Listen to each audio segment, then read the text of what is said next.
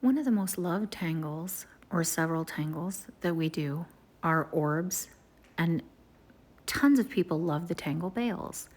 So why not make some orb and bale garland? And this turned out beautiful. And what I ended up really spending time coloring was the space in between wherever I drew the strings, which the strings are what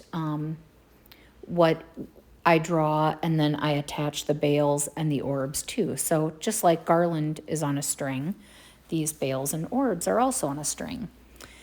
And this is one of those tangles where I could just do a whole page of it in a notebook and then flip it over and do it all over again, because it's just, I can't think of anything else when I'm doing it. I just keep going and going and going. And then once I got to the point where I thought I was going to shade the center, I decided to erase what I had put on for graphite and add some charcoal. And since it feels like fall to me, even though it was 100 and some degrees the day I did this tangle, I decided to put fall colors in the spaces that were left in between each string of garland.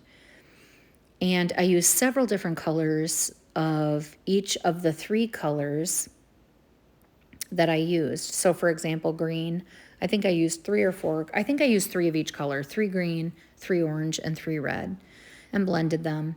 And then I did shade the bales with graphite and some black charcoal. And I did add some glitter to the bales that I don't think came out very well in the video, but it looks very cool in person. So anyway, here is the orbs and bale garland. Try it out. Let me know how you like it. Have a great day.